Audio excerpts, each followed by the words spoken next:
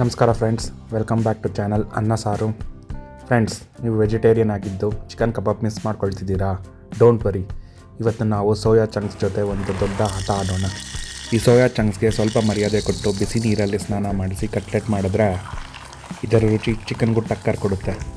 ಅಂದ ಹಾಗೆ ಈ ರೆಸಿಪಿ ಎಷ್ಟು ಸಖತ್ತಂದರೆ ಇದನ್ನು ತಿಂದರೆ ನಿಮ್ಮ ಜಿಮ್ ಟ್ರೈನರ್ ಕೂಡ ಏನು ಬಾಸ್ ಇಷ್ಟೊಂದು ಪ್ರೋಟೀನ್ ತಗೊಳ್ತಿದ್ದೀರಾ ಅಂತ ಕೇಳ್ತಾರೆ.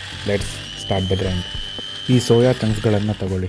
ಇವು ಗಟ್ಟಿಯಾಗಿ ಕಲ್ಲು ಥರ ಇರುತ್ತವೆ ಅಲ್ವಾ, ಅದಕ್ಕೆ ಇವುಗಳನ್ನು ಬಿಸಿ ನೀರಿನಲ್ಲಿ ಹಾಕಿ 20 ನಿಮಿಷ ನೆನೆಯೋಕೆ ಬಿಡಿ. 20 ನಿಮಿಷ ಆದಮೇಲೆ ನೀರೆಲ್ಲ ಹಿಂಡಿ ತೆಗೆದು ಇವುಗಳನ್ನು ಮಿಕ್ಸಿಯಲ್ಲಿ ಹಾಕಿ ಗ್ರೈಂಡ್ ಮಾಡಿ ನೋಡಿ. ಈಗ ಇದು ನೋಡೋಕ್ಕೆ ಚಿಕನ್ ಕೈಮಾ ಥರನೇ ಕಾಣುತ್ತೆ. ಈಗ ಒಂದು ದೊಡ್ಡ ಬೌಲ್ ತಗೊಳ್ಳಿ. ಗ್ರೈಂಡ್ ಮಾಡಿರೋ ಸೋಯಾ, ಈರುಳ್ಳಿ, ಕೊತ್ತಂಬರಿ ಸೊಪ್ಪು ಹಾಕಿ ಈಗ ನಮ್ಮ ಮಸಾಲೆ ಗ್ಯಾಂಗ್ಗೆ ಎಂಟ್ರಿ. ಖಾರದ ಪುಡಿ, ಗರಂ ಮಸಾಲ ಹಾಗೂ ಧನಿಯಾ ಪುಡಿ, ಮತ್ತು ಇದನ್ನೆಲ್ಲ ಒಟ್ಟಿಗೆ ಹಿಡಿದಿಡೋಕ್ಕೆ ಬೇಕು ನಮ್ಮ ಫೆವಿಕಾಲ್ ಅಂದರೆ ಕಡಲೆ ಹಿಟ್ಟು. ಇದನ್ನು ಹಾಕಿ ಚೆನ್ನಾಗಿ ಮಿಕ್ಸ್ ಮಾಡಿ. ಈಗ ಗ್ಯಾಸ್ ಹಚ್ಚಿ ಪ್ಯಾನ್ ಇಡಿ. ಎಣ್ಣೆ ಹಾಕಿ ನಮಗೆ ಬೇಕಾದ ಶೇಪ್ನಲ್ಲಿ ಸಣ್ಣ ಬಿಸ್ಕೆಟ್ ಥರ ಅಥವಾ ವಡೆ ಥರ ಕಟ್ಲೆಟ್ ಮಾಡಿ ಪ್ಯಾನ್ ಮೇಲೆ ಇಡಿ. ಎರಡೂ ಕಡೆ ಡಬಲ್ ರೋಸ್ಟ್ ಮಾಡಿ. ಶಂಕರ್ ನಾಗ್ ಅವರ ಸ್ಟೈಲಲ್ಲಿ ಹೇಳಬೇಕಂದ್ರೆ ಇದು ಆಟೋ ರಾಜನ ಸ್ಪೆಷಲ್ ಪ್ರೋಟೀನ್ ಕಟ್ಲೆಟ್. ಮೇಲ್ಗಡೆ ಕ್ರಿಸ್ಪಿಯಾಗಿ ಒಳಗಡೆ ಸಾಫ್ಟಾಗಿ ಗೋಲ್ಡನ್ ಬ್ರೌನ್ ಬರೋವರೆಗೂ ಇದನ್ನು ಚೆನ್ನಾಗಿ ಫ್ರೈ ಮಾಡಿ.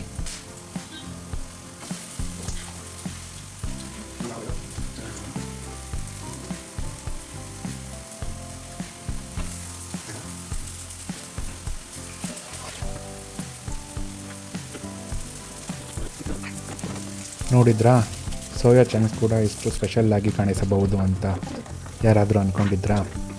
This is not just food, it's an emotion. ಹೊರಗಡೆ ಮಳೆ ಬರ್ತಿರುವಾಗ ಅಥವಾ ಸಂಜೆ ಟೈಮ್ನಲ್ಲಿ ಒಂದು ಕಪ್ಪು ಟೀ ಜೊತೆ ಈ ಬಿಸಿ ಬಿಸಿ ಸೋಯಾ ಕಟ್ಲೆಟ್ ತಿನ್ನುತ್ತಿದ್ರೆ ಆ ಫೀಲಿಂಗೇ ಬೇರೆ. ವಿಡಿಯೋ ಇಷ್ಟ ಆದರೆ ಸಬ್ಸ್ಕ್ರೈಬ್ ಬಟನ್ ಮೇಲೆ ಒಂದು ಕಟ್ಲೆಟ್ ಎಸೆದ ಹಾಗೆ ಕ್ಲಿಕ್ ಮಾಡಿ, ಲೈಕ್ ಮಾಡಿ, ಶೇರ್ ಮಾಡಿ. ನೆನಪಿರಲಿ, ಚಾನಲ್ ಅನ್ನ ಸಾರು.